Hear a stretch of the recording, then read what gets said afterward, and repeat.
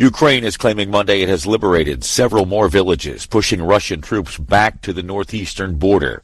The liberations are the result of a lightning counteroffensive that forced Moscow to withdraw troops from areas it had previously held in recent days. After months of little discernible movement on the battlefield, Kyiv's sudden momentum has lifted Ukrainian morale and provoked outrage in Russia and even more rare public criticism of President Vladimir Putin's war. It was not yet clear if Ukraine's latest splits could signal a turning point in the war. Some analysts suggest it might be, while also cautioning there would likely be months more of fighting. Momentum has switched back and forth before in the conflict. Meanwhile, the acting UN Human Rights Chief Monday accused Russia of trying to intimidate opponents of its war in Ukraine within its own country.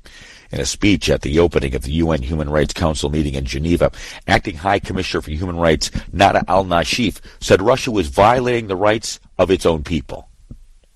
In the Russian Federation, the intimidation, restrictive measures and sanctions against people voicing opposition to the war in Ukraine undermine the exercise of constitutionally guaranteed fundamental freedoms, including the rights to free assembly, expression and association. Pressure against journalists, blocking of internet resources and other forms of censorship are incompatible with media pluralism and violate the right to access of information. Russia's diplomatic mission in Geneva did not immediately respond to a request for a comment on Nashif's comments.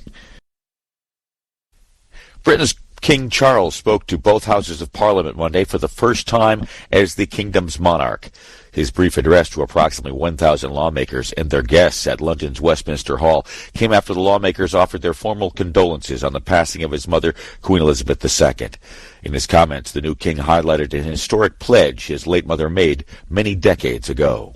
While very young, Her late Majesty pledged herself to serve her country and her people, and to maintain the precious principles of constitutional government which lie at the heart of our nation.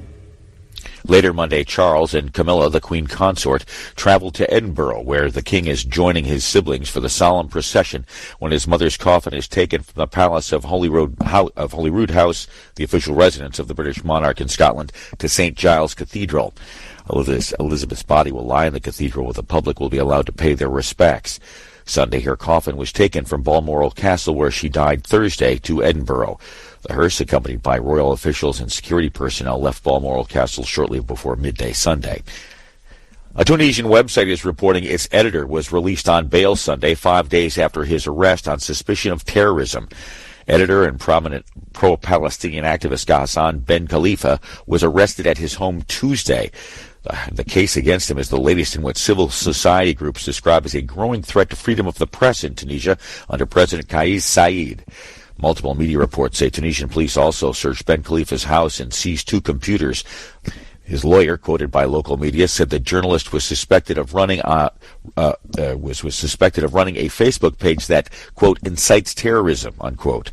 His news website, Inayez, reports the judiciary had agreed to release Ben Khalifa on bail for the duration of the investigation against him. Dozens of activists and journalists demonstrated in central Tunis on Friday to demand his release. Pakistan's Prime Minister Shahbaz Sharif said Monday his country is grappling with food shortages after deadly floods left the impoverished country's agricultural belt underwater. Sharif discussed the situation with Turkish President Recep Tayyip Erdogan during a telephone call to thank Turkey for dispatching food, tents, medicine, and using 12 military aircraft, 4 trains, and Turkish Red Crescent trucks to deliver food to those who need it. More than 660,000 people, including women and children, are living at relief camps and in makeshift homes after floods damaged their homes across the country. Repeating the hour's top news story, Ukraine is claiming Monday it has liberated several more villages, pushing Russian troops back to the northeastern border of the country.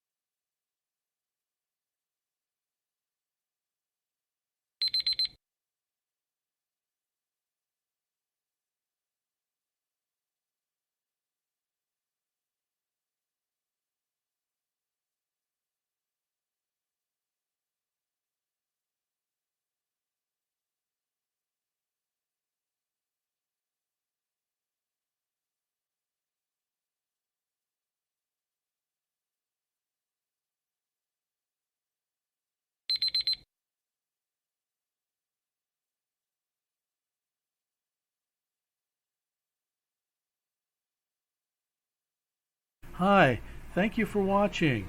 I hope the videos are useful for you. Please subscribe to my channel using the button below.